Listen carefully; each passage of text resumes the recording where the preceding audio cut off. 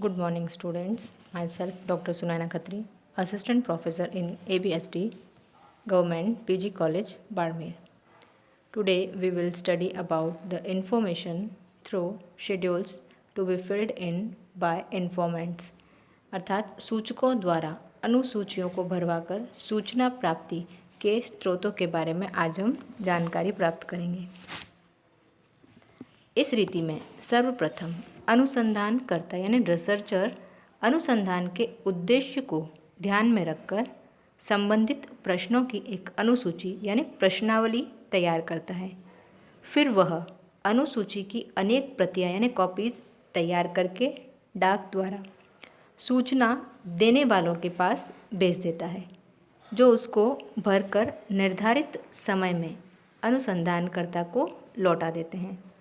सूचकों का विश्वास प्राप्त करने के लिए यह आवश्यक है कि सूचकों को उनसे प्राप्त सूचना को गुप्त रखने का आश्वासन दिया जाए, अर्थात उनके द्वारा दी गई इन्फॉर्मेशन को सीक्रेट रखा जाएगा।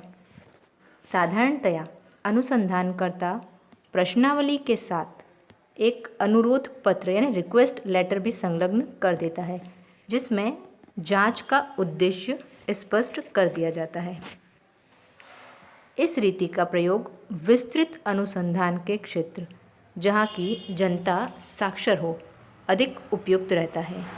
अधिकतर मत सर्वेक्षण यानी ओपिनियन सर्वे, उपभोक्ताओं की रुचियों का अनुसंधान, बाजार सर्वेक्षण आदि इसी रीति द्वारा किए जाते हैं। भारत में उद्योगों के वार्षिक सर्वेक्षण के लिए यही रीति काम में ली जाती है। अब इस रीति के गुण यानी मेरिट्स के बारे में हम जानकारी प्राप्त करेंगे। तो इसके प्रमुख गुण निम्न प्रकार हैं, जिसमें फर्स्ट है व्यापक क्षेत्र यानी लार्ज एरिया। इस रीति के माध्यम से व्यापक क्षेत्र का अनुसंधान किया जा सकता है। सेकंड, मितव्ययता यानी इकोनॉमी।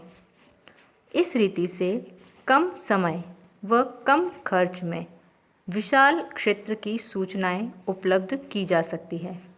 Professor A.R. एल्जरिक के अनुसार यह रीति, जिसका कभी व्यापक प्रयोग होता था, तुलनात्मक रूप से कम लागत पर व्यापक क्षेत्र में अनुसंधान करने का लाभ रखती है। और अनुसंधान क्षेत्र जितना व्यापक होगा, प्रारूप भरने में होने वाली गलतियों की संभावना उतनी ही कम होती जाएगी। नेक्स्ट, मौलिक समंक यानी ओरिजिनल डेटा। इस रीति में नए सिरे से समंकों का संग्रहण होता है, अतः संग्रहित समंकों में मौलिकता यानी ओरिजिनलिटी बनी रहती है। नेक्स्ट, पर्याप्त प्रतिनिधित्व एडिक्वेट रिप्रेजेंटेशन।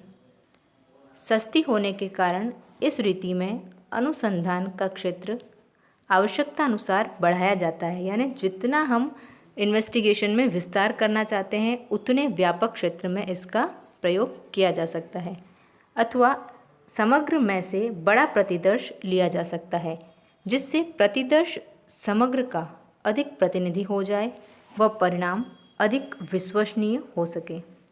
नेक्स्ट, अभिनति से मुक्ति यानी फ्री फ्रॉम बायस। प्रश्नावली में सूचनाएं स्वयं सूचकों द्वारा ही भरी जाती है, अतः संग्रहित समंक व इससे प्राप्त परिणाम अनुसंधानकर्ता यानी रिसर्चर की बायसनेस से फ्री रहते हैं। अब इसके प्रमुख दोष, जिसमें फर्स्ट है सूचकों में रुचि का अभाव यानी lack of interest among informants. सूचकों में रुचि का अभाव व आलस्य के कारण यह देखा जाता है कि प्रश्नावलियाँ बड़ी संख्या में वापस भरकर प्राप्त नहीं होती। रसेल लेग्नले के अनुसार प्रश्नावलियों के संबंध में उत्तर प्राप्त न होना एक मुख्य कारण है, जो किसी भी प्रतिदर्श की दैव निदर्शता को समाप्त कर देता है। चाहे प्रतिदर्श का चयन कितनी भी अच्छी तरह से किया गया हो, क्योंकि यह जोखिम हमेशा बनी रहती है कि उत्तर देने वालों से महत्वपूर्ण मतभेद रखते हों। उनका यह सुझाव है कि जहाँ तक संभव हो जवाब न आने की समस्या की उपेक्षा न की जानी चाहिए। इस समस्या का समाधान उचित समय व धन खर्च करके जवाब न देने वाले समूह में कमी करके किया जा सकता है। अर्थात जो व्यक्ति प्रश्नावलियों का टाइमली आंसर नहीं देते हैं उनसे प्रश्नावली भरकर मंगवाने हेतु कुछ एक्स्ट्रा एफर्ट्स भी किए जाने चाहिए।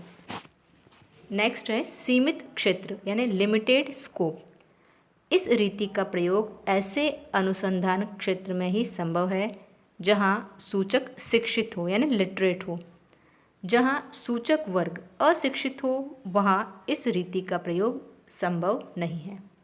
उदाहरणार्थ इस रीति का प्रयोग भारतीय किसानों के पारिवारिक बजट की समस्या के अनुसंधान के लिए जानकारी प्राप्त करने में नहीं किया जा सकता है। नेक्स्ट है अनिश्चितता यानी अनसर्टेनिटी। प्रश्नावली के प्राप्त होने की अनिश्चितता बनी रहती है। अर्थात प्रश्नावलियों में जवाब भरकर सूचकों द्वारा नहीं भेजे जाते हैं काफ़ी बार, तो इसलिए जो है अनिश्चितता की संभावना बनी रहती है। नेक्स्ट पक्षपात व वर्ग भावना का प्रभाव। Affected by personal bias and groupism. यदि सूचकों में वर्ग भावना या किसी समस्या के संबंध में एक पक्षीय विचार हैं तो वे प्रश्नावली के उत्तर को प्रभावित करेंगे। नेक्स्ट लिखित में सूचना देने का भय। Fear of committing in writing. कोई भी व्यक्ति इस बात को सरलता से लिखित में नहीं देना चाहता, अतः सूचक समस्या के संबंध में स्वतंत्र विचार प्रकट करते हुए डरते हैं। नेक्स्ट लोचशीलता का अभाव यानी लैक ऑफ फ्लेक्सिबिलिटी।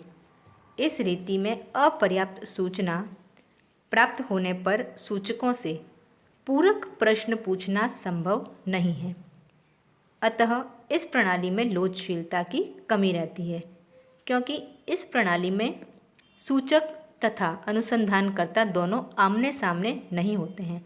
तो सूचकों द्वारा जो क्वेश्चन के आंसर नहीं दिए जाते हैं तो उन आंसर्स को निकलवाने के लिए उनसे सप्लीमेंट्री क्वेश्चंस किया जाना संभव नहीं है। ग्रेगरी व वार्ड के अनुसार प्रत्युत्तर की कमी के कारण अभिनति यानी बायस हो सकती है, जिसे प्रत्युत्तर न होने के कारण से अभिनति कहते हैं। अर्थात हमारे निष्कर्षों में एक विशेष प्रकार के व्यक्ति शामिल नहीं होंगे जिनसे हम संपर्क स्थापित करना तथा सूचना एकत्र करना चाहते हैं।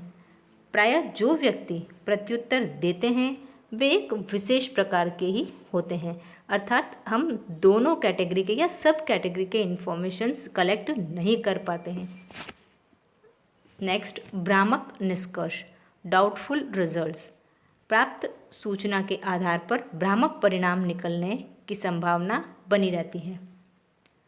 पाटन के अनुसार जनमत संग्रह जिनमें प्रश्नावलियों का प्रयोग होता है, अधिकांशतः प्रश्नावलियां उन्हीं व्यक्तियों द्वारा वापस की जाती है जो अपने विचार में बड़े दृढ़ होते हैं।